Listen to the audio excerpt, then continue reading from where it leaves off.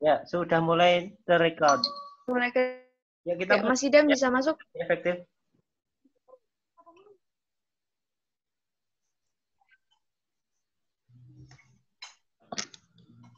Ini langsung saya masukin semua aja. Masukin. Lanjut ya. Suara saya jelas ya? Jelas. Oke. Langsung dimulai saja. Assalamualaikum warahmatullahi wabarakatuh. Bapak Ibu sekalian yang semoga selalu berbahagia. Kali ini kita akan saya ya, biar clear ya, Bapak Ibu sekalian. Saya ulang lagi, Assalamualaikum warahmatullahi wabarakatuh. Selamat datang di Temu Pendidik Mingguan KGB Wonosobo, Komunitas Guru Belajar Wonosobo. Kali ini dengan tema spesial dan juga dengan narasumber yang spesial. Kali ini saya Idam Sumira sebagai host ataupun tuan rumah dari Komunitas Guru Belajar Wonosobo yang nanti akan membersamai Bapak Ibu sekalian untuk melaksanakan kegiatan belajar bersama ya. Kali ini tentunya karena temanya sekolah lawan corona, harapannya nanti Bapak Ibu bisa mencurahkan semua keluh kesah ataupun di sini dalam artian istilahnya apa ya, tantangan dari Bapak Ibu sekalian untuk bisa di-share di sini, yang mana materinya nanti akan disampaikan oleh narasumber yang hebat pula. Nanti akan dikenalkan oleh Ibu moderator. Kali ini moderator akan dibawakan oleh Ibu Vina Ulinuha. Nah, tanpa panjang lebar dari saya, nanti silakan Bapak Ibu kalau memang ada pertanyaan ataupun tantangan yang perlu dibicarakan bersama, silakan langsung di mention, bisa diketikkan di kolom chat ya Bapak Ibu sekalian, ataupun nanti Bapak Ibu sekalian juga bisa raise your hand atau angkat tangan biar nanti dari teman-teman panitia ataupun host bisa mengajukan Bapak Ibu untuk bisa tanya. Untuk kesempatan yang pertama, kami langsung sampaikan kepada Ibu moderator kali ini, yaitu Ibu Vina Ulinuha. Untuk kesempatan, dipersilahkan. Bu Vina untuk menghidupkan mikrofon dulu. Ya, sudah terdengar Pak Idam? Ya, siap. Sudah, Bu. Silahkan. Oke, terima kasih Pak Idam. Assalamualaikum warahmatullahi wabarakatuh. Selamat malam Bapak Ibu yang kece dan super hebat. Perkenalkan nama saya Vina dan pada malam hari ini alhamdulillahirrahmanirrahim saya sangat bersyukur karena diberikan amanah untuk menemani Bapak dan Ibu guru semua di sini untuk belajar bersama. Nah, pada malam hari ini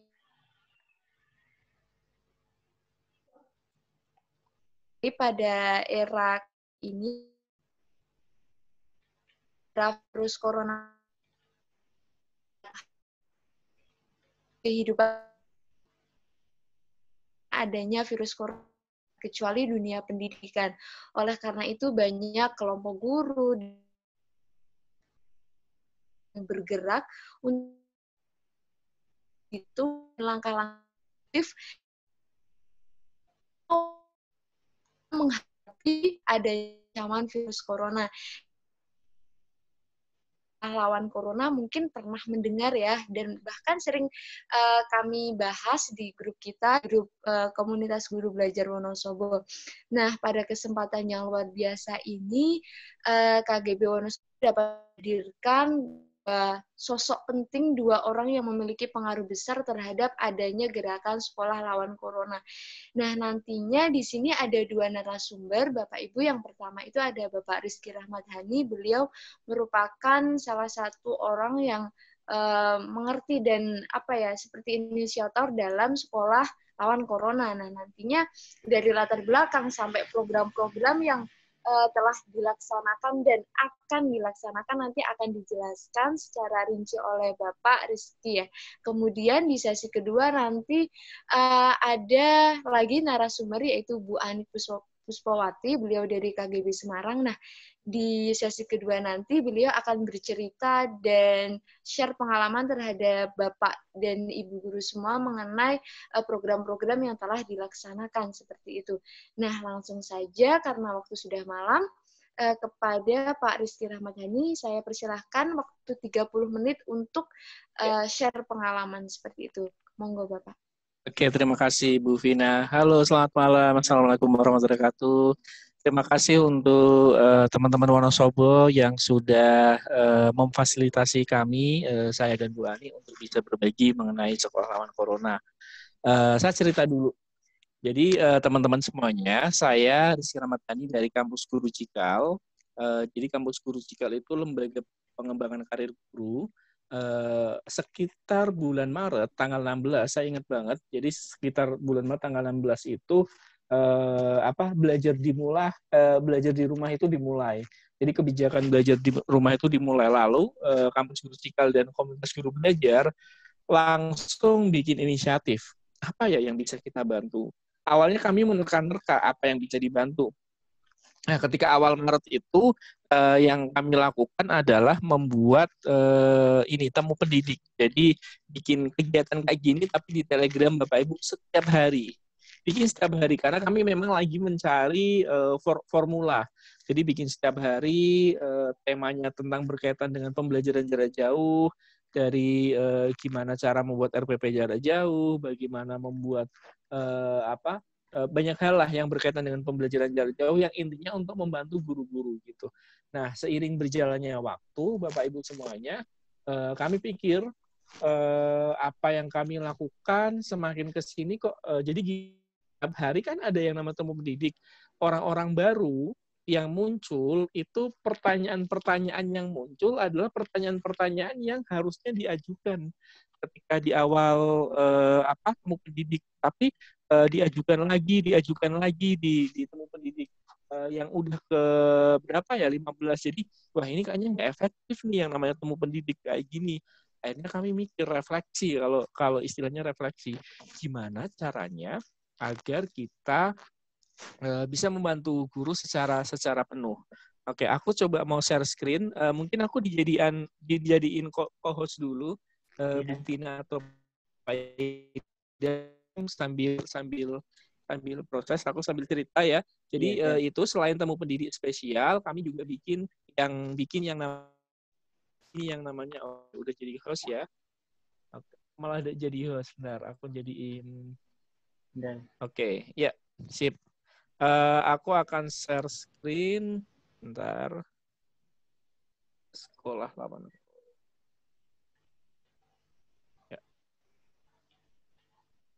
Ya, jadi kita mulai dari sini aja, mulai dari miskonsepsi. Nah, ini jadi salah satunya yang akhirnya kami mikir, Bapak Ibu, kami harus bikin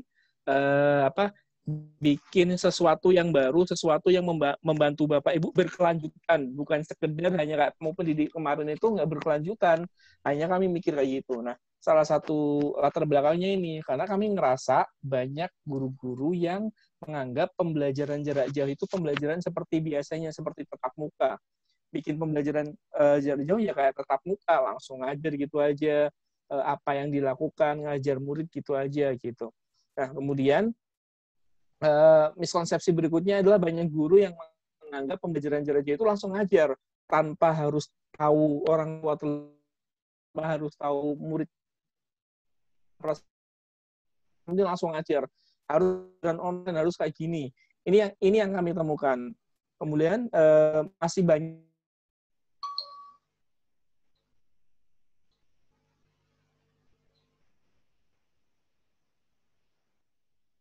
juga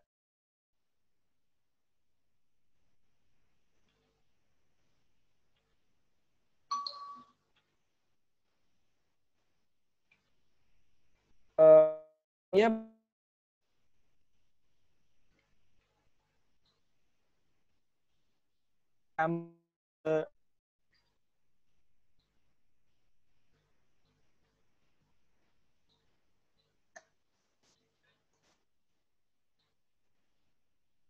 Bapak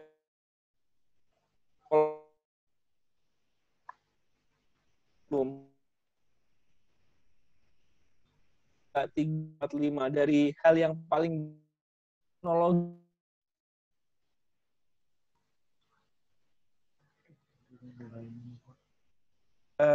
belajar gimana jadi guru mereka belajar murid itu sampai belajar menulis dan lain sebagainya itu ini jadi harapannya dengan kurikulum belajarnya berkelanjutan yang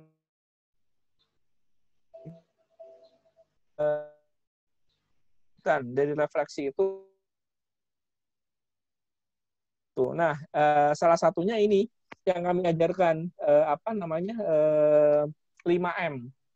Menyelesaikan hubungan, memahami konsep, membangun keberlanjutan, memilih tantangan, memberdayakan konteks. Nah, ini yang kami ajarkan pertama. Ini secara highlight-nya materinya ya, salah satunya ini 5M. Jadi kami ngobrolin tentang menyelesaikan hubungan. Jadi sebelum bikin pembelajaran jarak jauh, yang dilakukan guru-guru itu harusnya nggak langsung ngajar. Nggak langsung ngajar, yang dilakukan guru-guru itu harusnya memanusiakan hubungan, ngobrol dulu sama orang tua, ngobrol dulu sama anak, sarana prasarannya kayak apa. Jadi kita bisa dengan leluasa menentukan pembelajaran yang seperti apa yang bisa dilakukan oleh murid dengan HP, dengan murid yang nggak ada HP, murid dengan kuota, dengan murid yang minim kuota. Itu harus dibedakan. Itu. Jadi dari miskonsepsi tadi, dengan menyelesaikan hubungan ini bisa lebih membuat pembelajaran tepat bagi murid. Kemudian memahami konsep. Selama ini yang kami lihat di lapangan, ketika pembelajaran jarak jauh, guru hanya nyampein konten, materinya ini, ciri-ciri ini, karakteristik ini, definisi ini, gitu. Bapak Ibu, kalau kita lihat tujuan esensial pendidikan itu nggak hanya nguasain konten, Bapak Ibu, tapi tujuan esensial pendidikan adalah nguasai kompetensi, berpikir kritis, kreatif, kemudian bisa kolaborasi, itu. Nggak sekedar hanya konten aja, tapi yang terjadi di lapangan masa orientasinya masih berbasis konten semuanya. Itu yang masih habis ini ngajarin sesuatu yang berbasis konten, kemudian tugas akhirnya adalah ngerjain sesuatu yang itu. Padahal harusnya dari tujuan esensial pendidikan itu ujian itu harusnya ujian yang bermakna, benar hanya formalitas dapat nilai. Nah, kalau dalam memahami konsep ini tuh nggak sekedar hanya konsepnya, tapi nggak hanya sekedar hanya konsepnya. Kenapa sih harus belajar bikin resensi? Kalau aku guru bahasa Indonesia, aku ngasih contoh bahasa Indonesia. Apa sih manfaatnya? Kita sebagai murid itu harus tahu terlebih dahulu itu. Gitu. Nah, biasanya yang saya lihat guru fokus ke kontennya. Terakhir, lanjutan. Nah, selama ini yang terjadi di lapangan yang kami lihat adalah ketika anak habis belajar hal tertentu, yang namanya guru itu hanya sekedar ngasih nilai. Setelah ngasih nilai apa? Ya udah, selesai. Nah, nggak membangun keberlanjutan, nggak bikin anak sadar untuk bisa lebih ningkatin pengetahuan yang dia dapatkan di sekolah. Nggak dia ingin membangun keberlanjutan gitu. Nah, gimana caranya? Kalau di kami, caranya adalah dibiasakan memberikan umpan balik. Nggak sekedar hanya nggak sekedar hanya jos, keren, gitu. Josnya kenapa, kerennya kenapa, kurangnya apa yang perlu diperbaiki setelah pembelajaran itu, nggak sekedar hanya dapat nilai, tapi dia juga habis itu penasaran, ingin bikin sesuatu, membangun keberlanjutan. Jadi ada rutenya belajarnya. Kemudian memilih tantangan. Nah, ini yang kami lihat di lapangan, banyak guru-guru ketika memberikan asesmen atau penilaian itu saklek ditentukan oleh guru. Ya, saklek ditentukan oleh guru. Ditentukan oleh guru semuanya.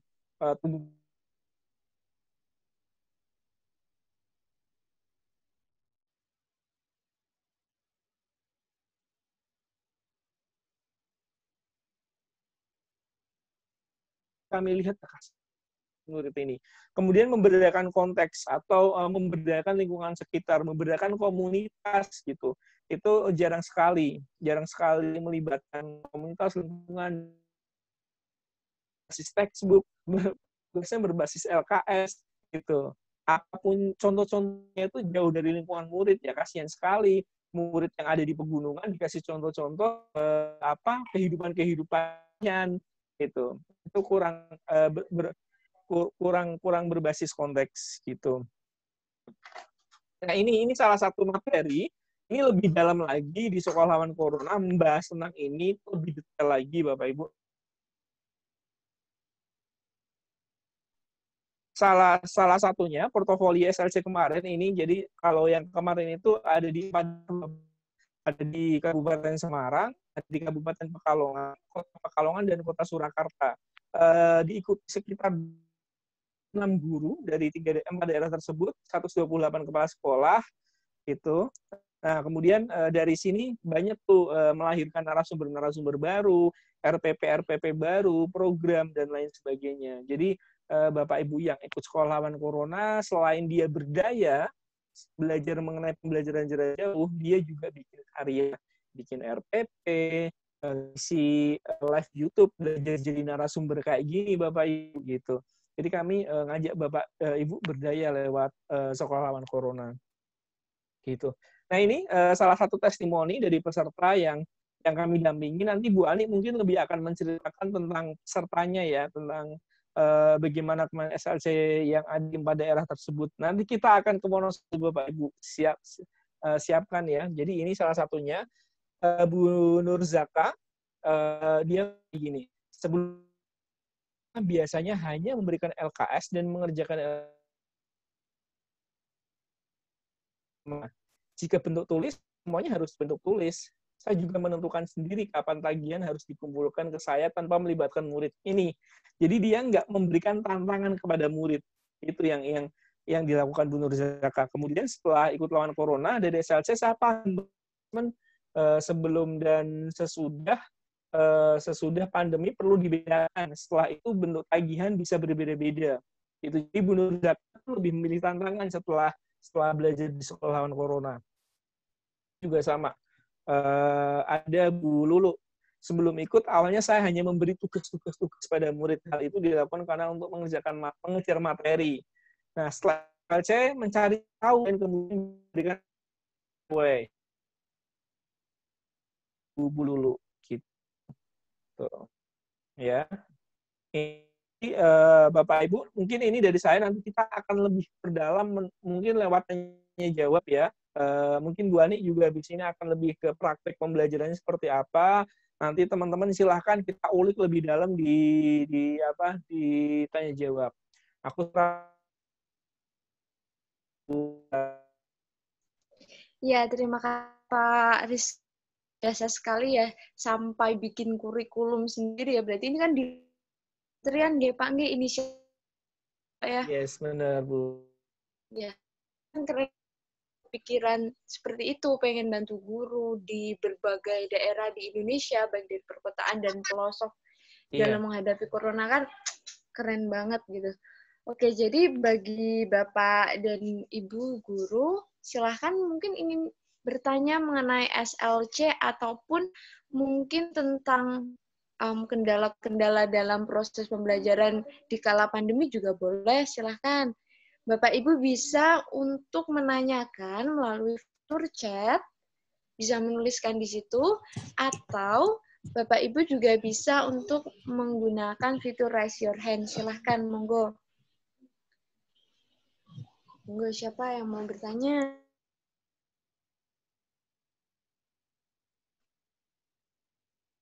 Dan masih bingung mau apa yang mau ditanyain dulu gitu kayaknya Pak Rizky ya.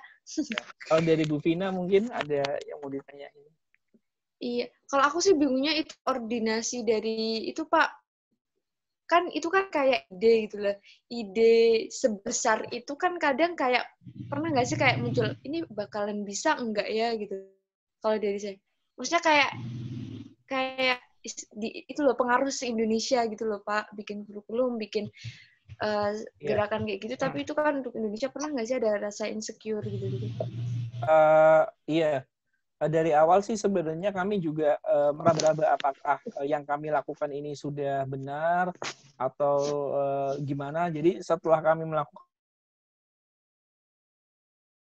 apa yang dilakukan, apalagi dengan koordinasi banyak pihak. Jadi di setiap daerah itu ada koordinatornya, ada Bu Ani waktu itu di Jawa Tengah, yang di Kabupaten Semarang ada Kak Ros, Surakarta ada Bu Rizyorini, gitu, dan lain sebagainya. Jadi koordinasi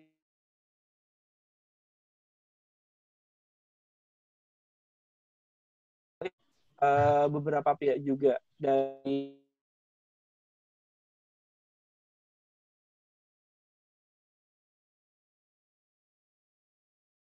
daerah juga sangat membantu banget kolaborasi ini. Itu Bu. Kalau kendalanya mungkin Pak, kendala dari awal sampai sekarang nih yang itu apa Pak?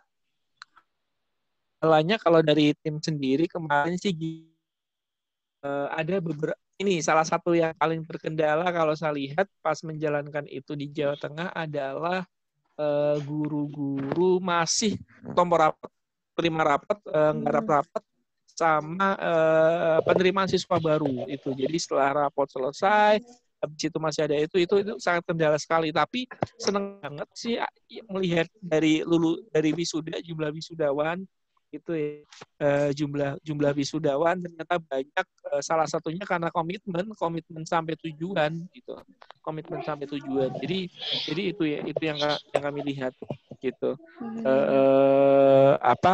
Komitmen, tantangannya adalah itu mengisi waktu. Jadi akhirnya kami menyesuaikan waktu sama peserta. Kadang peserta bisanya malam, ya udah diskusinya malam atau apa gitu. Oke, luar biasa sekali Pak Rizky sampai segitunya ya ampun. Itu kalau bukan hati yang menggerakkan itu nggak bakalan bisa terlaksana loh Pak. Oke, terima kasih nih Pak Rizky. Ada pertanyaan dari guru kece dari Wonosobo nih, Bu Yunina Resmi Prananta. Apakah dalam masa pandemi ini kita bisa menerapkan blended learning? Kalau bisa, maka bisa diberi contohnya yang efektif diterapkan di pedesaan. Itu seperti apa, Pak Rizky? Gue bisa langsung dijawab.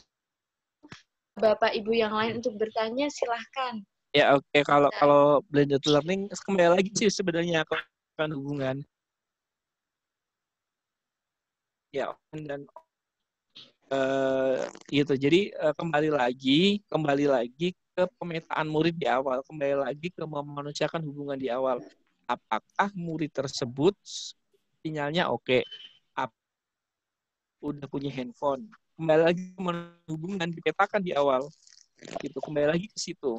Nah kalau misalnya udah nggak punya handphone, misalnya ada yang punya handphone, quote tapi sinyal susah, ya kita nggak bisa memaksakan untuk blended learning.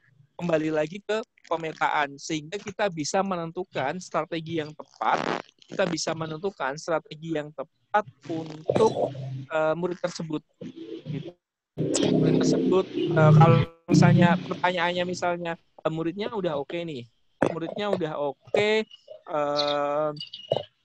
muridnya oke sinyalnya, kuotanya udah oke, HP-nya oke, berarti kan bisa pembelajaran online, sekali lagi online. Pertanyaannya apakah bisa blended learning biar misalnya murid nggak bosan karena pengen ketemu gurunya, bisa banget. Sekali lagi bisa banget. Kalau kemarin Bapak Ibu lihat peraturan menteri, salah satunya kalau yang zona kuning sama hijau kan udah bisa melaksanakan itu ya, asalkan di kelas siswa yang hadir cuma berapa persen, itu 50% atau berapa kan, dan mematuhi protokol kesehatan, bisa melakukan itu. Berapa hari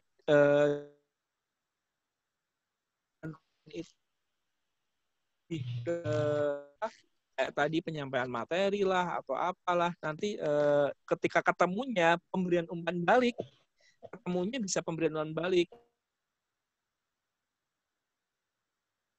di apa ya, di breakdown di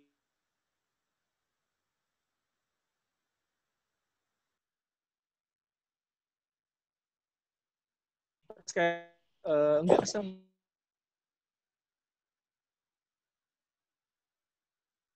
dahulu, tahu terlebih dahulu kondisinya murid, tahu terlebih dahulu kondisinya orang tua, apakah punya handphone, apakah kuotanya oke, itu yang perlu dilakukan terlebih dahulu. Jadi setelah itu baru strategi. Oke. Berarti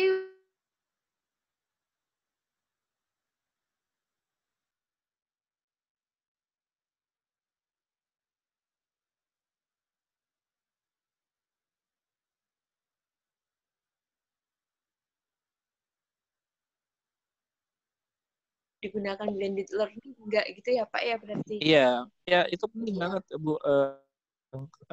Seringnya karena kita ngejar materi selesai, karena kita ngejar Betul. ya asesmen nggak dilakuin, yang mending selesai. Padahal itu yang mengacaukan semuanya. Iya benar-benar kayak penilaian yang pertama gitu. Cuma nanti Yes. yang kalau di daerah saya ya, kalau di daerah saya juga termasuk pedesaan itu kalau anak langsung aja kadang nggak langsung mudeng ciling-ciling gitu. Apalagi nanti Iya. jarak jauh gitu-gitu. Itu salah satu itu loh Pak, kayak tantangan dan juga Iya. masalah gitu. Iya, dan ini sih kembali lagi Bu, kembali lagi ke kompetensi minimum. Jadi kembali lagi ke jangan sekedar kita ngejar target yang tinggi, targetnya minimumin. Itu kita dengan kondisi yang berbeda dengan sebelum pandemi ya, suasana yang berbeda, konteksnya juga berbeda sekarang, mulai di semuanya sama targetnya juga di iniin. Kalau tadi misalnya biasanya kita berbasis konten, mungkin kita di pembelajaran jauh-jauh kayak gini bisa berbasis kompetensi.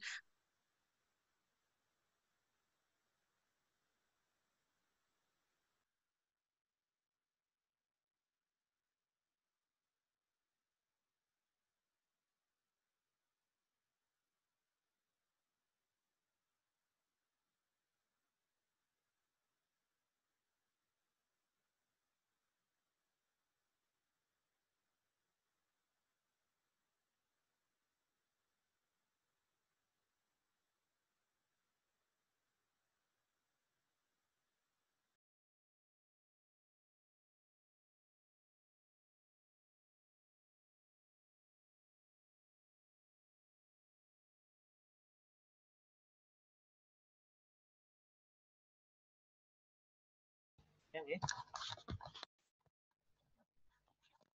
Cek.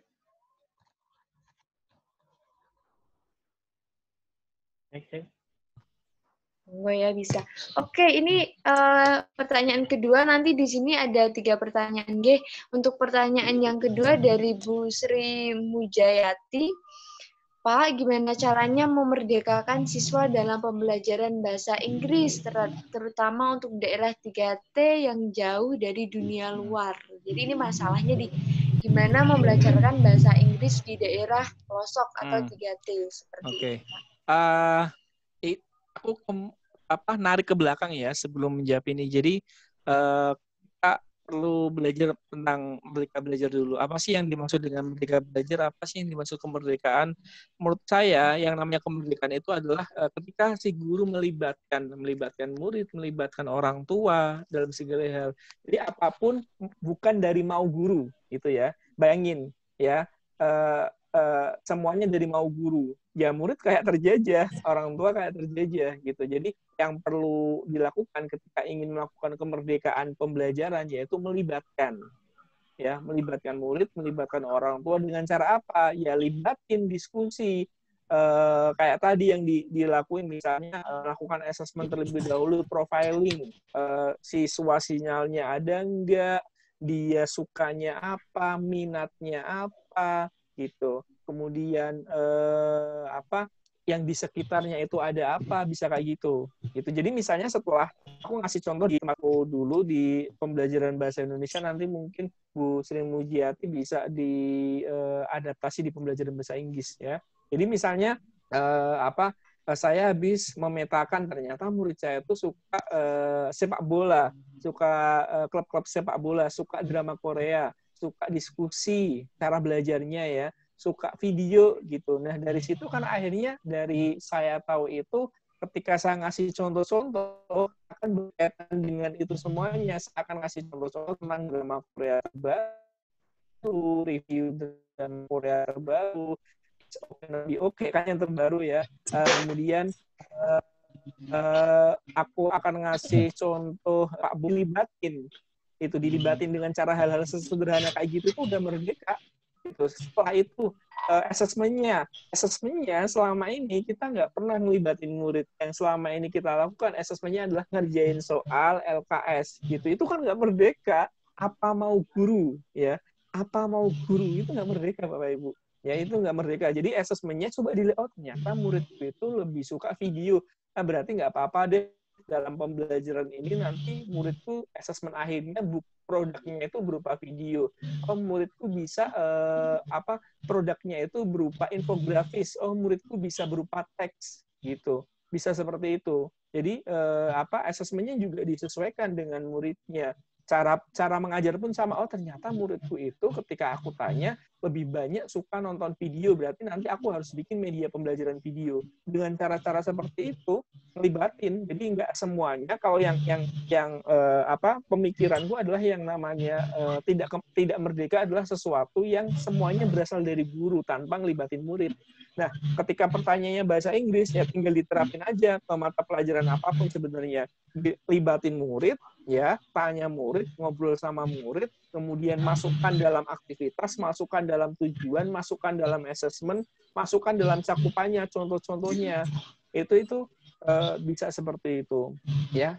Apapun itu, misalnya kalau pertanyaan Bu Sri Mujiat itu lebih ke pedesaan, ya digali juga pedesaannya kayak apa, itu bisa dimasukkan di pembelajaran bahasa Inggris. Oh ternyata pedesaannya itu pedesaan yang kayak gini, itu bisa dimasukkan di, oh ternyata pedesaannya itu kayak gini, aku bikin project berkaitan dengan apa yang bisa membantu desanya, bisa kayak gitu. Itu sih lebih ke situ pembelajaran merdeka. Oke, terima kasih Mas. Sorry Pak ya, Pak Rizky, terima kasih. Ini ketawa Bu Ani. Aku baca chat. Kenapa itu, Bu Ani? Jadi kembali muda. Ya, terima kasih Pak Rizky. Jadi kepada Bu Sri, saya mencoba untuk menggarisbawahi bahwasanya terkait dengan merdeka belajar dalam materi tertentu ya, itu intinya itu orang tua, siswa, dan guru itu nanti mungkin bisa diskusi dan dijadikan satu antara minat dan bakat. Jadi nanti pada materi tertentu, misal di sini bahasa Inggris, nanti bisa dikaitkan dengan misalnya anak-anak lagi suka apa nih, misalnya kayak tadi yang dijelasin tentang anak-anak lagi suka tentang Korea-Koreaan. Nah, nanti bahasa Inggris ini bisa dimasukin kebalik ya, intinya nanti bisa bahasa Inggris ini nanti bisa di mix sama Korea gitu, entah itu drama ataupun lagu-lagu, sehingga nantinya anak-anak itu akan tertarik. Biasanya kan kalau anak-anak tertarik dengan suatu hal itu kan bakal seneng banget ya belajarnya. Nah di sini nanti guru bisa menyisipkan materi dalam arti di sini bahasa Inggris pada hal-hal yang disukai siswa, dan itu akan lebih bermakna seperti itu. Benar. Nah terkait dengan yang 3T nanti bisa itu ya Pak ya dilihat dari asesmennya lagi ya Pak ya, seperti itu ya Pak. Oke, seperti itu nggih Bu Sri Mujiati. Sudah cukup mungkin nggih, nanti untuk kalau belum puas nanti bisa PC Pak Rizky atau bisa kita diskusi selanjutnya seperti itu. Kemudian pertanyaan terakhir sebelum nanti ke narasumber kedua. Ya, dari Bu Sri Juwaria, selamat malam Bu Vina dan Pak Rizky, terima kasih, selamat malam juga. Bagus sekali materi hari ini, ya dong, pematerinya keren. Bagaimana untuk pembelajaran di masa sekarang untuk anak berkebutuhan khusus yang berada di sekolah umum selain guru berperan sebagai guru kunjung atau home visit ya yang biasa dilakukan? Iya, ini Pak Rizky, bagi pembelajaran bagi ABK ya. Tapi ini di sekolah umum seperti itu. Bagaimana Pak untuk Rizky? pembelajaran di masa sekarang untuk anak berumur? Oke, terima kasih. Yang berada di sekolah umum selain guru berperan sebagai guru, gini, aku juga nemuin beberapa cerita yang berkaitan dengan murid berkebutuhan khusus kemarin di Yogyakarta. Jadi dia ngajar anak autis, anak berkebutuhan khusus, yang dilakukan dia adalah melakukan assessment di awal. Jadi kayak misalnya kayak tadi yang aku ngomong, dia tanya tentang sarana prasarananya, dia tanya berkaitan dengan apakah orang tua bisa ngebantu gitu. Sesederhana kayak gitu, bertanya dengan sesederhana kayak gitu, ditanyain. Ternyata apa kesibukan orang tua di rumah? Ternyata kesibukan orang tua di rumah ada yang toko kelontong, ada yang jualan warung, ada yang sebagainya gitu. Nah, setelah dilakukan itu, karena anak autis yang dilakukan dia, malah si guru ini lebih kebantu dengan adanya PJJ kayak gini. Yang dilakukan adalah koordinasi dengan orang tua, kompetensi atau target yang dia ini bukan target yang besar, bukan targetnya adalah gimana caranya dia menguasai keterampilan hidup, keterampilan menjual, ya, menjual barang, keterampilan apalagi ya waktu itu aku lupa, keterampilan menjual barang, kemudian keterampilan pokoknya berkaitan dengan hidup gitu, kebermanfaatan hidup gitu. Kemudian yang dia lakukan adalah kerjasama dengan orang tua gitu. Oh, orang tuanya toko kelontong, jadi aku harus bikin pembelajaran yang melibatkan orang tua berkaitan dengan toko kelontong, gimana caranya agar ngebantu itu gitu. Jadi ketika pembelajaran ya pokoknya sama orang tua itu. Sekali lagi di assessment di awal, apakah orang tua bisa mendampingi anak gitu. Ketika bisa, jamnya kapan, itunya kapan, itu perlu didiskusikan di awal. Itu perlu didiskusikan di awal. Itu yang dilakukan. Bentar, aku agak lupa gitu. Terus ada lagi. Jadi waktu pandemi kemarin, aku ngajar murid-murid disabilitas itu sekitar 50 murid disabilitas dan beragam. Yang aku lakukan di awal sama assessment, jenis disabilitasnya apa, ya, satu, apakah ada orang sekitar yang bisa ngebantu, gitu. Kemudian pertanyaan yang berkaitan dengan disabilitas, apakah Anda bisa menggunakan pesan WhatsApp dan lain sebagainya kayak gitu.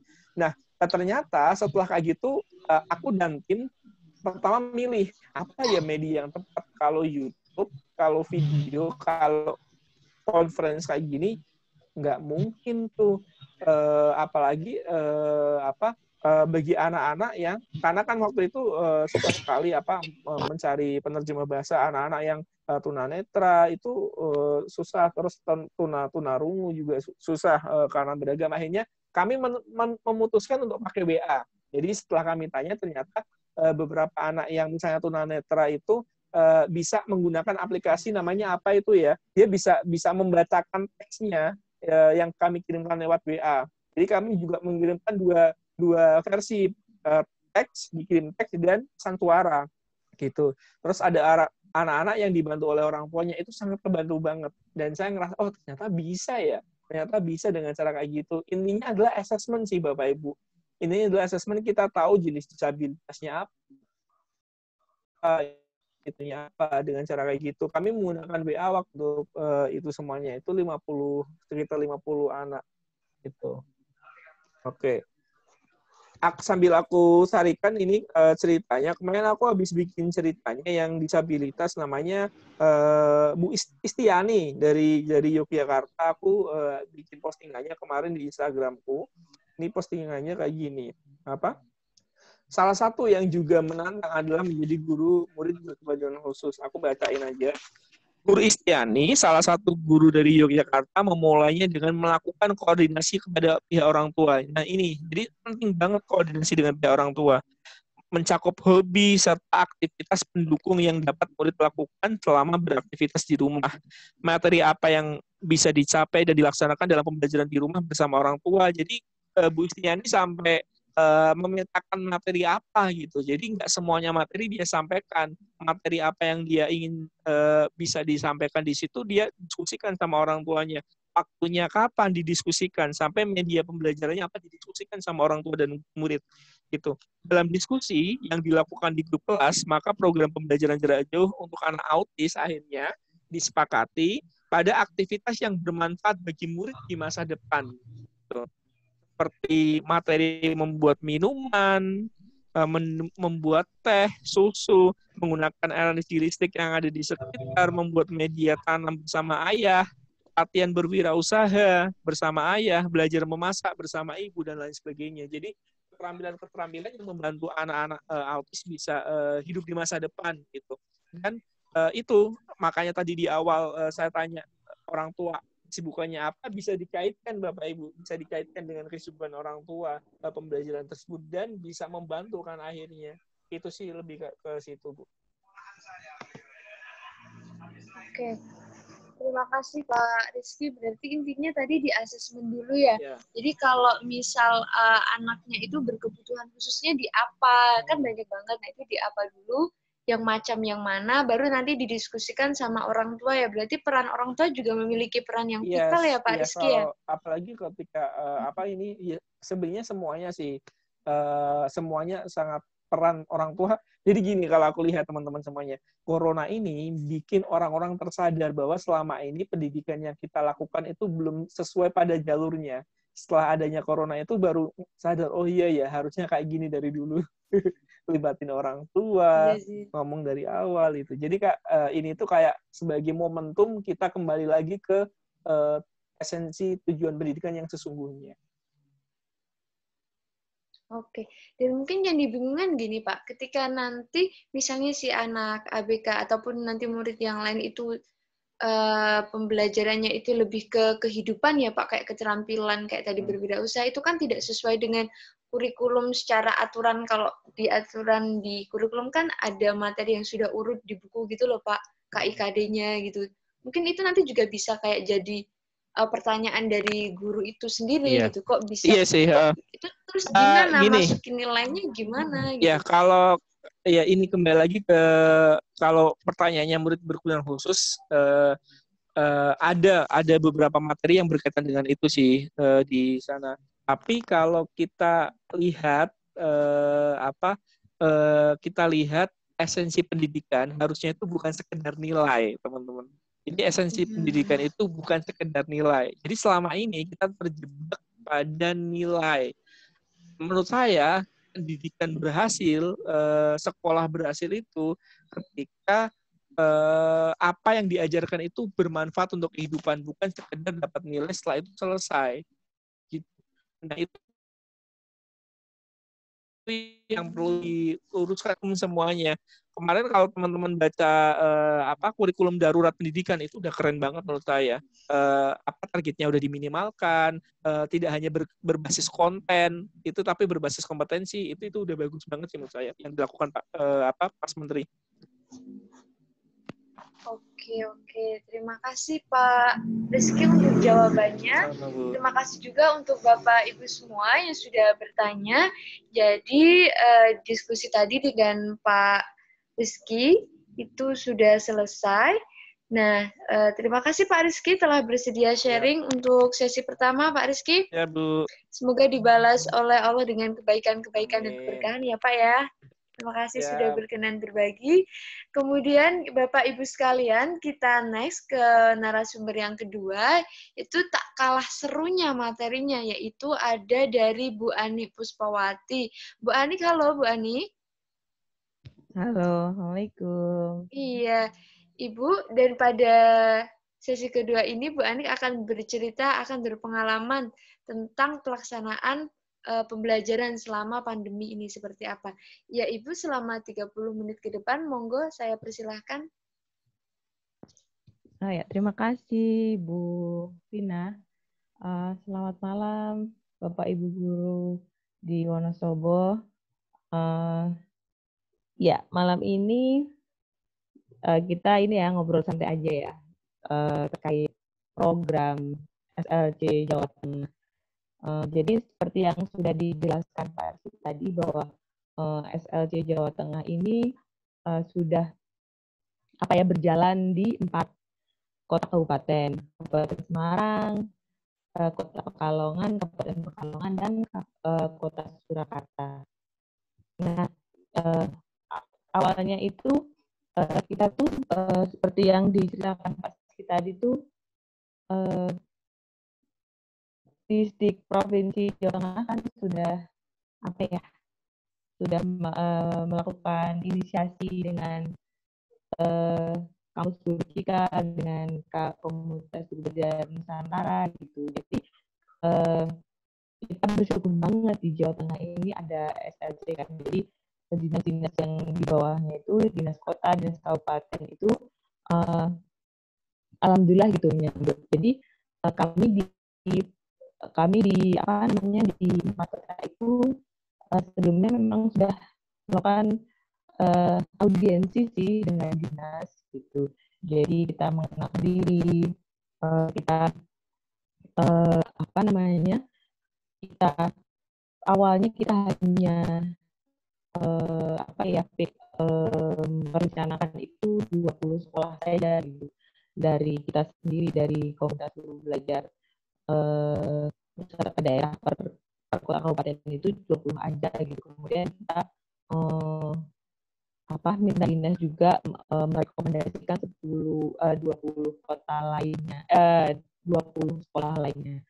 Tapi ternyata banyak sekali dari dinas itu menyampaikan dirinya banyak sekali, malahan ada ratusan sekolah yang diikutkan gitu, sampai kita itu terbagi jadi 2 tahap. Di tahap pertama itu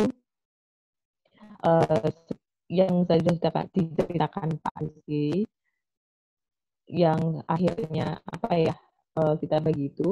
Kemudian harusnya itu 5 sih, harusnya 5. Kota Semarang, Kabupaten Semarang, Kota Pekalongan, Kabupaten Pekalongan, sama Kota Surakarta. Nah, yang Kota Semarang ini belum mulai, jadi nanti akan ada di tahap 2. Nah, begitu. Nah, itu kita awal dulu ya. Nah, ketika guru-guru ini sudah kita grouping di grup WhatsApp, waktu itu kita bikin grup WhatsApp itu per kota kabupaten. Kemudian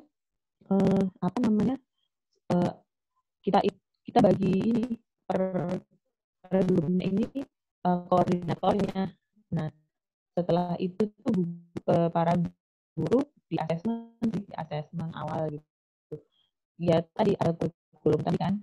Nah, di level 0 ini memang setelah asesmen apakah sudah para guru kita ini sudah memahami teknologi, misalnya WhatsApp, apalagi cara menggunakan email, atau bagaimana mengetahui fasilitas apa saja yang bisa digunakan. Nah, itu setelah tahu asesmen itu, kemudian mereka baru mulai di leveling kan. Berarti kalau belum berarti masih di level 1. Kalau sudah berarti ada sih yang sudah level, bahkan sudah di level 5. Tadi kan ada level 0 sampai level 5. Ada sih berapa yang sudah di level 5.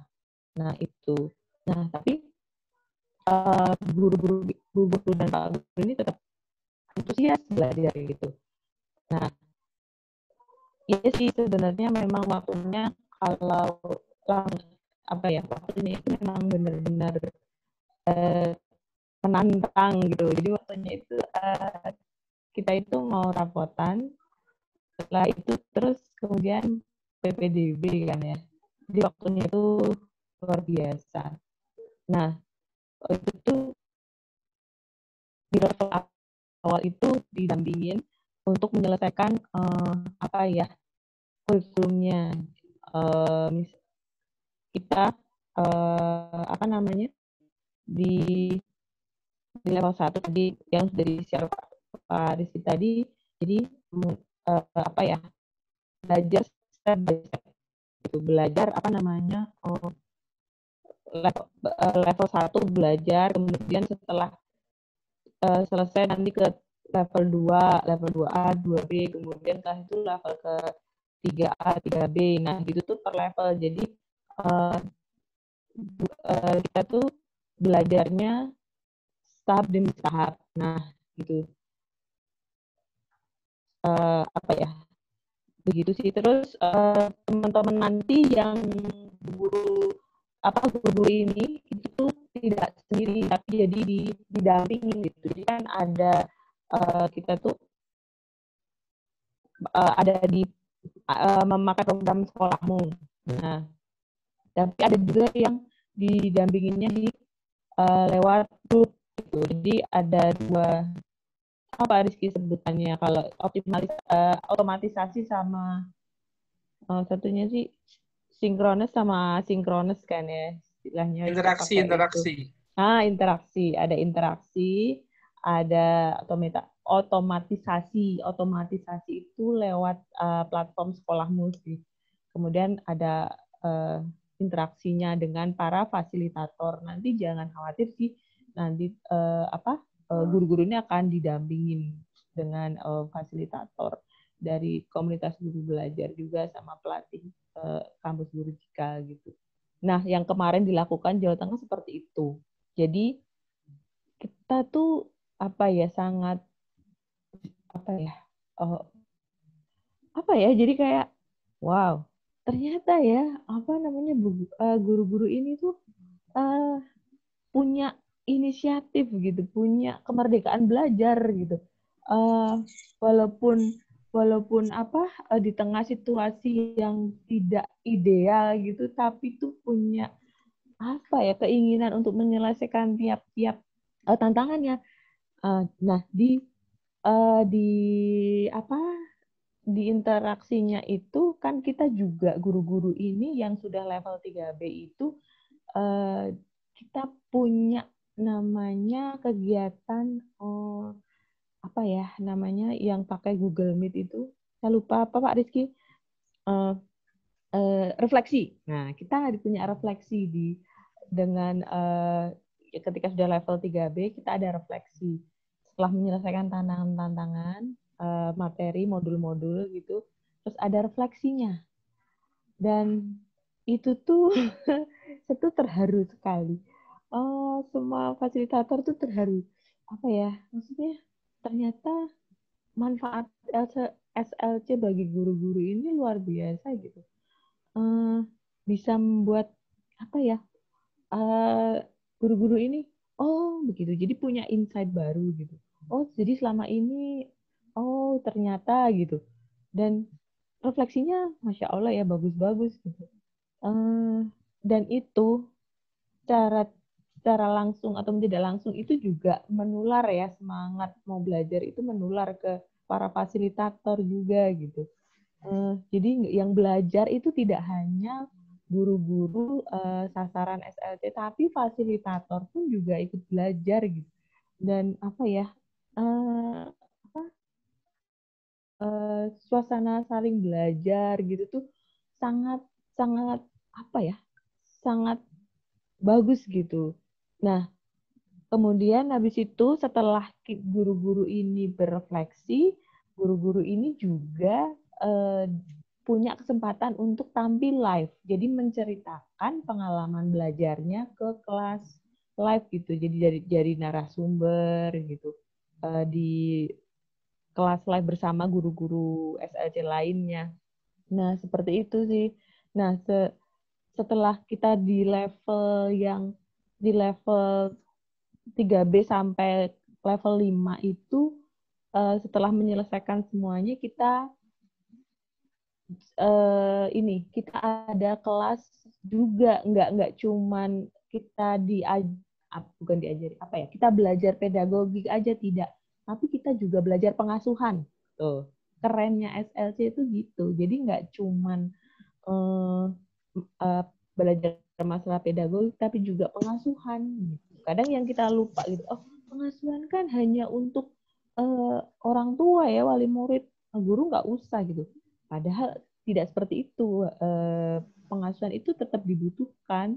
Kita tetap butuh belajar ilmu pengasuhan ini gitu. Jadi biar juga semakin semakin relate dengan para wali murid ini. Dan toh juga kita sebagai guru ini adalah orang tua kan bagi anak-anak kita. Jadi kita tuh bisa merasakan, oh iya ya seperti ini. Oh, aku dengan anakku seperti ini. Oh, orang tua wali murid para wali muridku mungkin juga mengalami seperti ini. Jadi kita tuh semakin lengkap belajarnya gitu. Nah, itu pengasuhan juga. Nah, setelah belajar itu kita juga ada selebrasi gitu. Jadi kita memaknai belajar kita setelah selesai itu kita tuh merayakan gitu, merayakan bersama-sama kelulusan lah. Kemarin itu kita mengadakan graduationnya SLC gitu dan seru sekali gitu dan saya ini sih sampai terharu banget dari sekitar mau 300 guru separohnya itu bisa lulus gitu, bisa menyelesaikan dengan SLC dengan waktu yang tidak ideal itu tuh terharu sih, terharu dan guru-guru itu juga merasa di refleksinya itu yang mereka tulis itu guru-guru merasa terbantu sekali dengan program SLC ini dan juga murid-murid kan pada akhirnya akan berdampak ke murid-murid gitu dan jadi kita semakin optimis ternyata SLC ini memang program yang bermanfaat gitu sih. Saya sudah lebih dari 30 menit ya Bu. Maaf ya kalau sudah. Jadi karena excited banget gitu. Seru sih kalau saya sebagai koordinator gitu juga merasakan kebahagiaan gitu. Karena memang ternyata dari banyak guru-guru yang ikut SLC ini yang paling berkesan yang saya catat adalah 5M. Oh, ternyata 5M. 5M itu yang tadi dijelaskan sih, memanusiakan hubungan, memberdayakan konteks, memahami konsep, memilih tantangan, membangun keberlanjutan. Nah, itu tuh jadi ada insight baru bagi guru-guru itu yang ketika refleksi paling banyak itu seperti itu sih. Ternyata kayak gini gitu. Jadi gitu. Jadi SLC ini kita sih harapannya adalah bisa ke semua sekolah di Jawa Tengah gitu. Atau bahkan di luar Jawa Tengah pun juga bisa karena situasi ini membutuhkan inovasi baru, kemudian kita saling kerjasama gitu sih, saling menguatkan antar guru, saling memberikan dukungan bagi guru juga para wali murid dan tujuan akhirnya adalah untuk murid. Itu saja sih. Terima kasih Bu Hina.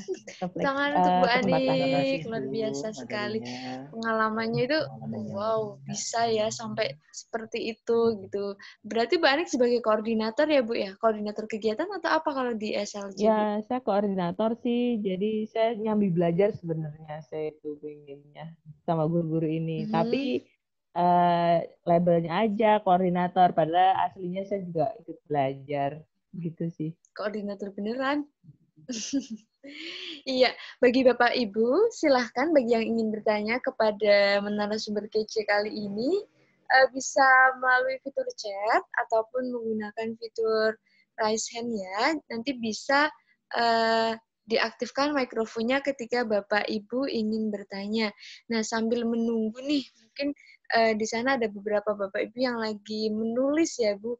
Nah, di sini saya ingin bertanya, Bu, kalau menurut Ibu ada kan kalau sekelompok guru itu yang kayak kolot banget itu, kayak ya udah corona ya udah nggak usah ngajar aja daripada ribet. Ngerasa nggak sih Bu kalau corona ini ya dibilang agak ribet ya ribet, dibilang agak lebih sederhana lebih sederhana, tapi kan ada sebagian guru yang ya udahlah nggak usah ngajar sewajarnya aja, sebisanya aja. Kalau menurut Ibu gimana menanggapi kelompok guru yang apatis atau seperti itu, Bu? Ya, emang nggak mudah ya situasinya gitu. Gimana?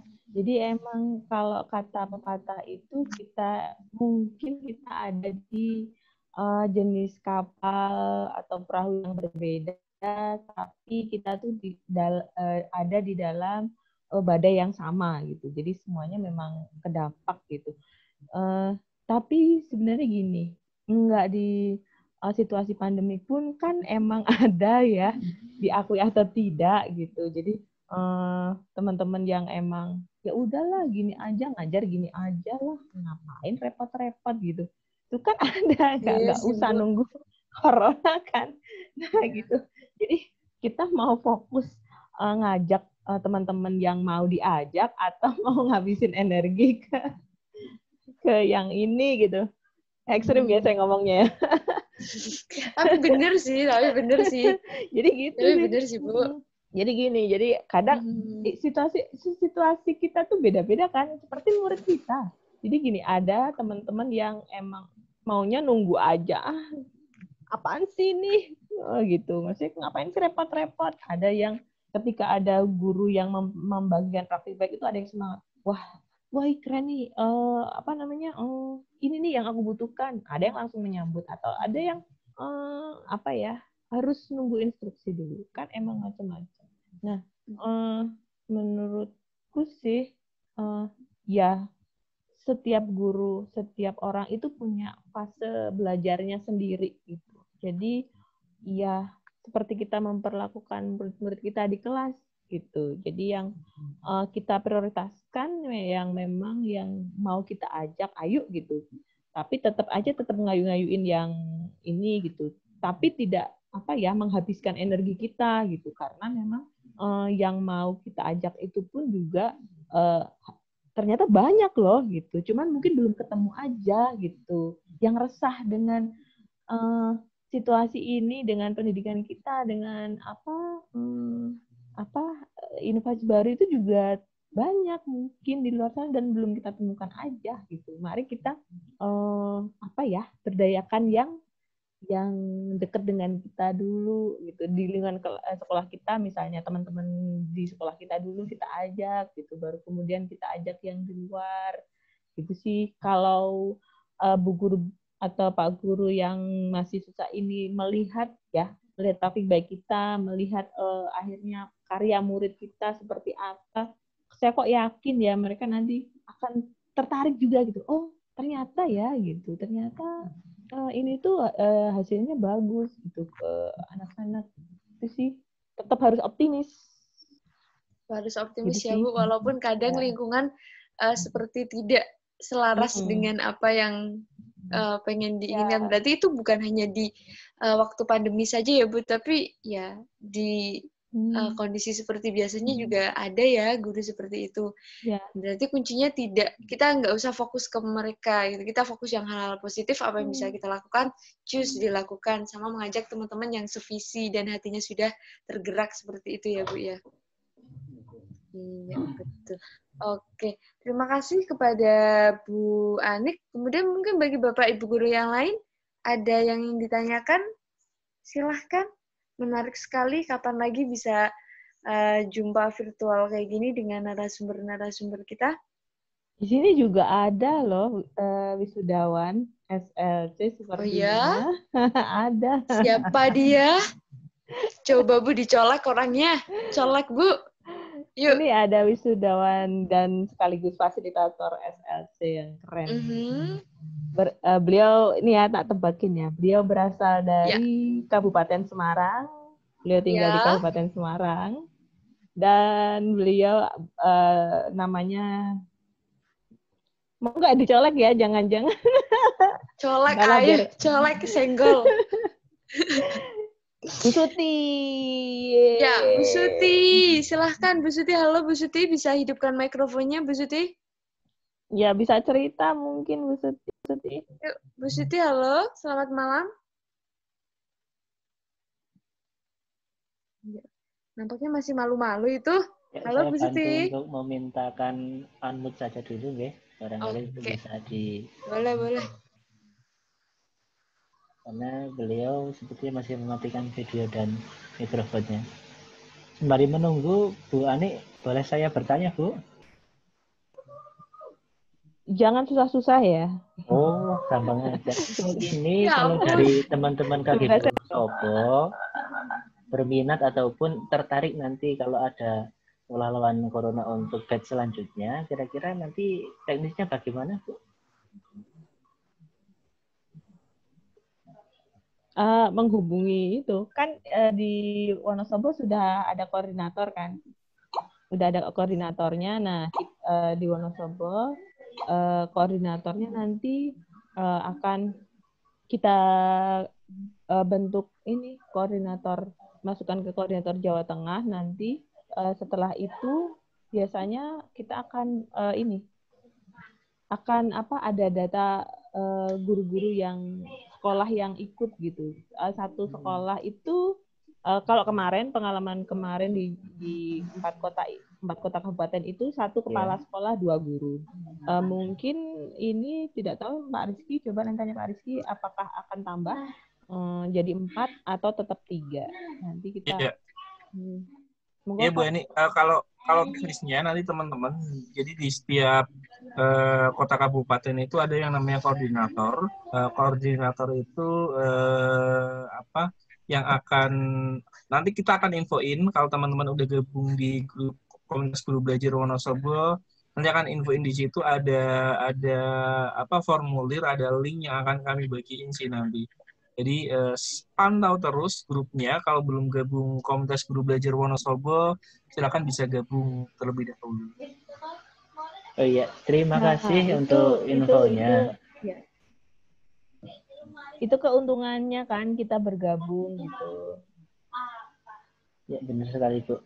Berarti nanti bisa diumumkan ya, karena ini dapat info bahwa Wonosobo juga nanti akan jadi sasaran sebagai istilahnya tempat ya nanti Bapak Ibu sekalian untuk bisa belajar bareng di sekolah lawan corona dari kampus Guru Cikal juga.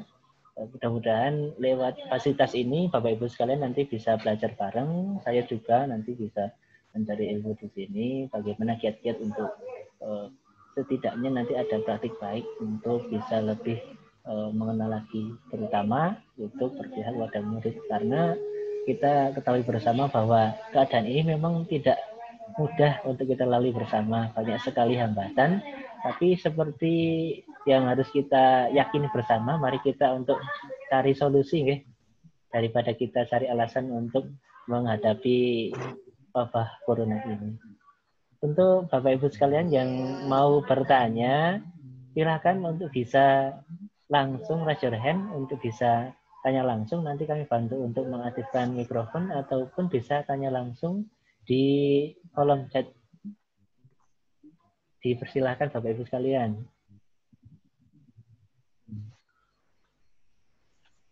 Ya mungkin kita tunggu sampai pukul 20.50, 3 menit lagi bagi Bapak dan Ibu guru yang mau bertanya, monggo silahkan dipersilahkan untuk menulis di chat atau melalui fitur raise hand ya.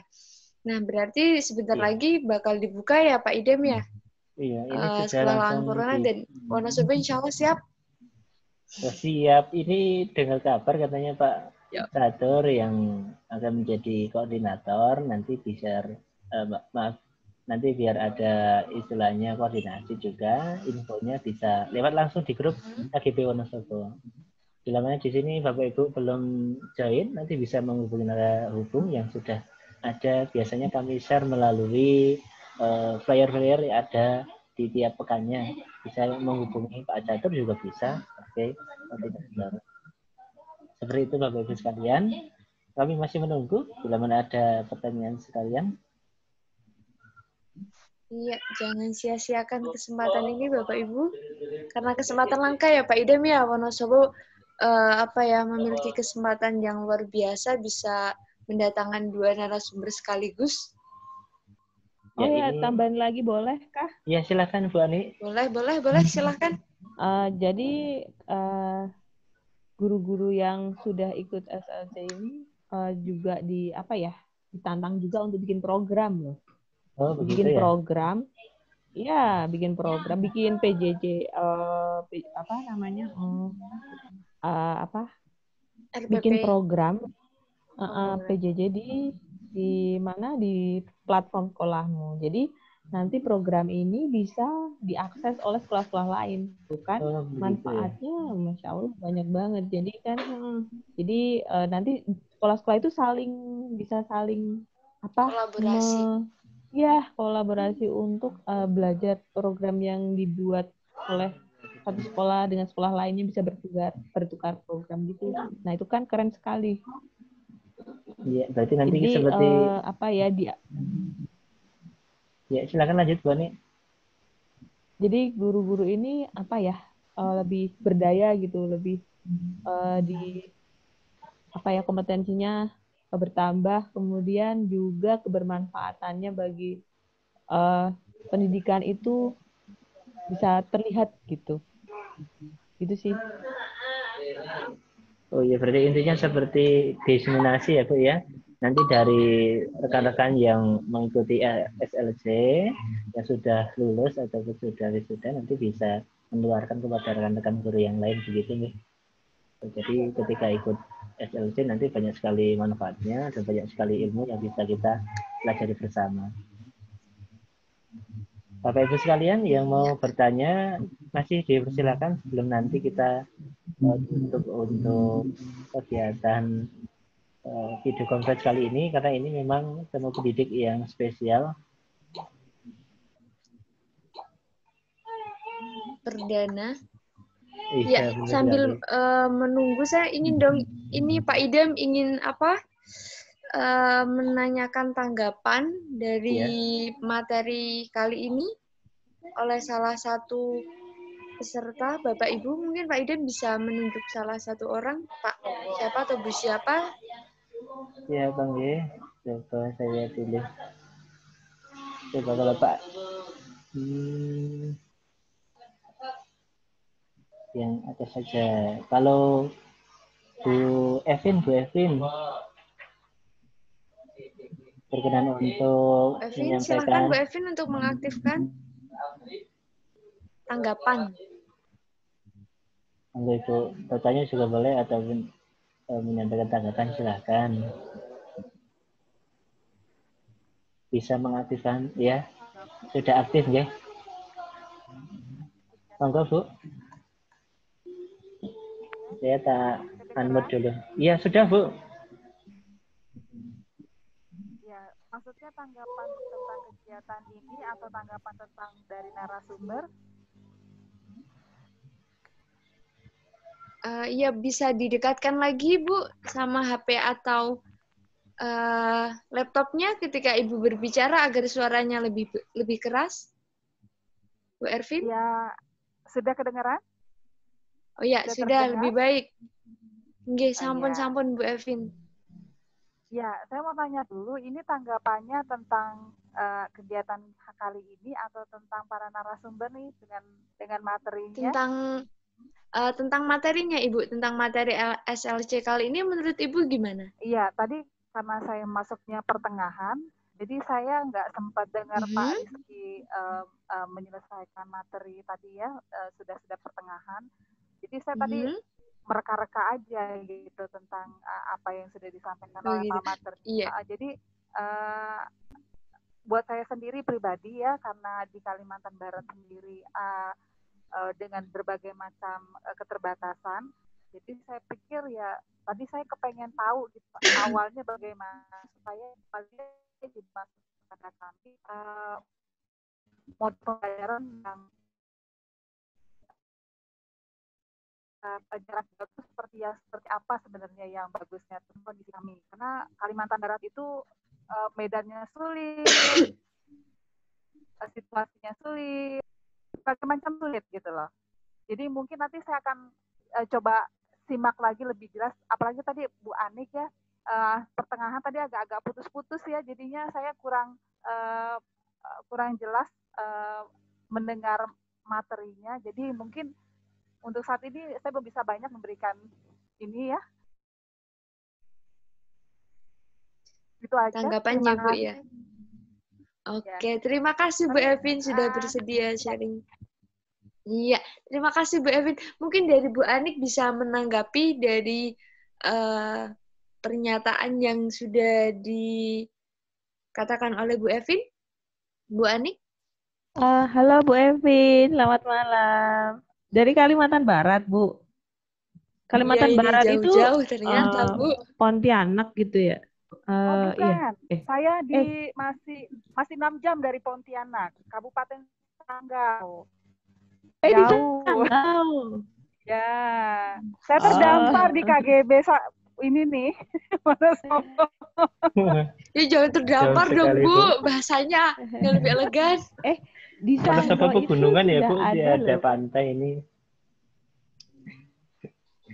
Di Dampaknya Sanggau terlalu itu tinggi. ada komunitas guru belajarnya, Bu. Ya, Bu Titis ada. Nah, Kartikawati. iya, Bu Titi. Itu di kotanya, Bu. Oh, itu di kotanya. Bu Wanti Di kota, Silasakti itu. di kota Oh, Ibu berarti Sanggau. di. Oh, oke. Ya. Di Kecamatan situ aja. ada. Mungkin nanti bisa apa ya, Bu? Koordinasi dengan Kota Sanggau itu. Di situ kan ada teman-teman juga dari penggerak dari Sanggau, ada Bu Titis, ada Bu Wanti Silasakti. Kenalkah, Bu?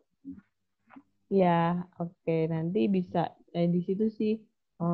Ya, memang kita tuh berjejaring kan. Jadi Nusantara itu kita banyak guru-guru yang mungkin satu visi, satu misi untuk untuk anak-anak Indonesia sih. Jadi ya kita belajar bersama. Semoga SLC nanti sampai sana, Bu. Amin. Mudah-mudahan. Ditunggu. Ya. Pak Rizky, ditunggu tuh. Oke. Sasaran juga nanti.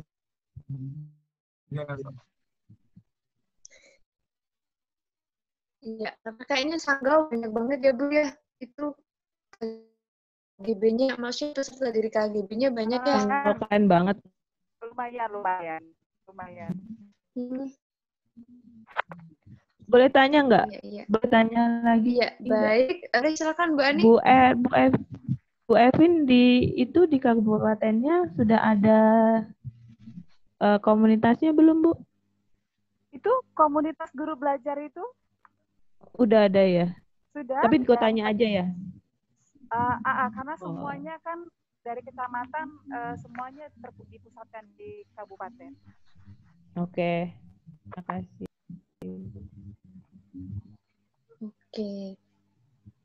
Oke, Bu Ani, terima kasih untuk materi hari ini dan juga Pak Rizky untuk materi yang luar biasa pada malam hari ini karena waktu sudah menunjukkan pukul 9. Nah, sebelum saya tutup, mau dong kayak Bu Ani dan Pak Rizky untuk menyampaikan satu kalimat atau berapa kalimat atau pesan buat teman-teman guru belajar Wonosobo dan peserta yang lain. Monggo dimulai dari Bu Ani. Masih di mute, Bu Ani. Masih di mute. Oh, masih di mute. Oke. Bu Ani? Ya. Terima kasih Bu Vina, kesempatan ini saya sama Pak Rizky diberi kesempatan untuk bercerita dan berbagi pengalaman terkait SLC setelah corona ini. Jadi situasi apapun, kalau dari aku sih sebenarnya kita itu adalah guru yang merdeka belajar. Guru yang merdeka belajar itu guru yang adaptif.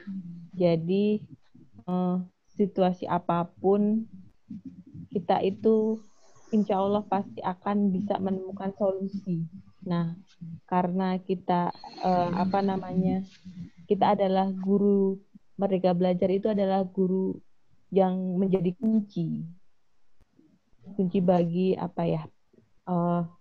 pendidikan anak-anak kita. Jadi kalau gurunya sendiri belum merdeka dan tidak adaptif terhadap situasi sulit ini, bagaimana kita mau mendidik anak-anak kita untuk juga survive di masa depannya di kemudian hari. Itu aja sih. Terima kasih. Oke, terima kasih. Terima kasih Bu Ani, luar biasa. Oke, Next, Pak. Ya, Rizky, oke, terima silahkan. kasih sebelumnya kesempatan yang diberikan bisa bergabung di temu pendidik ini spesial, dan alhamdulillah antusias sekali teman-teman yang ikut hari ini.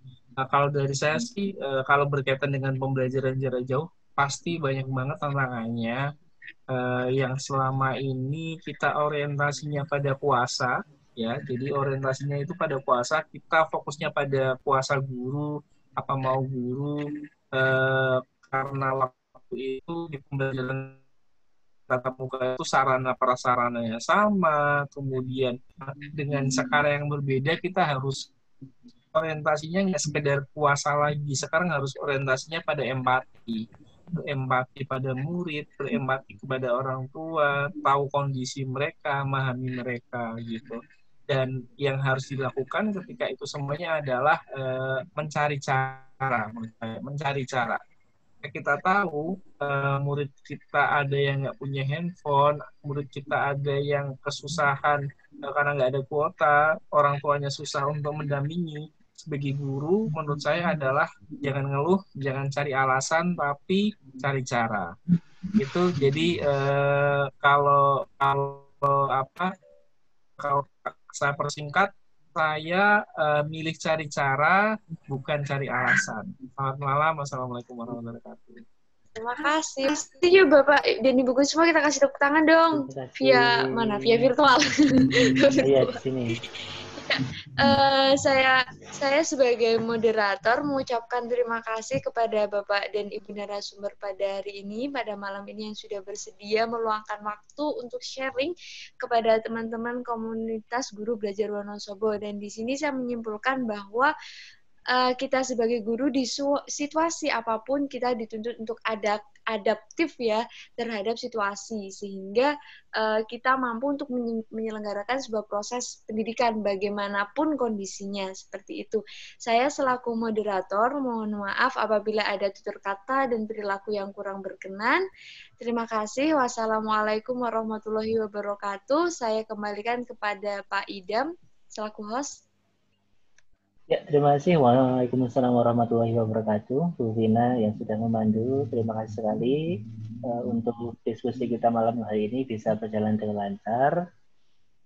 Bapak Ibu sekalian, perlu kami sampaikan juga, nanti silakan bisa ditunggu infonya untuk kegiatan sekolah lawan corona edisi khusus Kabupaten Wonosobo selanjutnya, yaitu yang kedua. Nanti kami informasikan di grup KGB Wonosobo, grup WA ya. Kemudian Bapak Ibu juga bisa kok nanti follow Instagram ataupun media sosial milik narasumber kita, baik nanti Bu Ani dan juga Pak Rizky. Untuk Pak Rizky ada di @rizkyrahmat.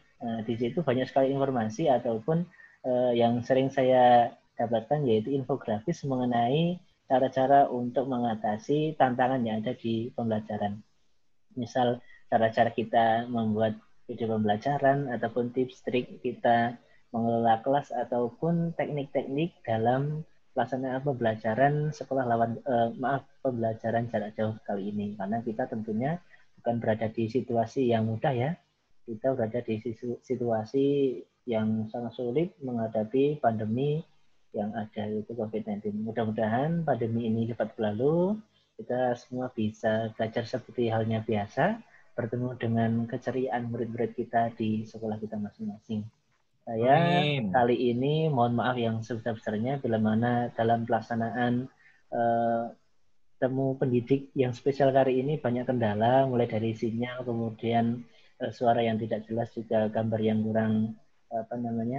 kurang jelas di layar Bapak sekalian. Mohon maaf yang sebesar-besarnya. Kami bisa refleksi untuk perbaikan temu pendidik Kabupaten KGB Wonosobo di masa yang akan datang, ataupun silakan Bapak Ibu bisa support kami, bantu kami, karena kami ingin merdeka belajar juga, karena kami sebagai guru tentunya tidak dapat sendirian untuk bisa merdeka belajar. Perlu rekan-rekan sekalian untuk bisa kolaborasi untuk melahirkan pendidik-pendidik yang bisa menginspirasi rekan-rekan atau murid kita.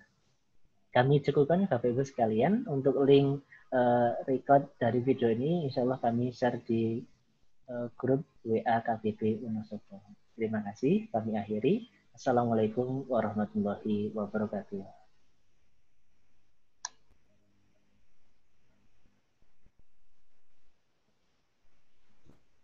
Terima kasih.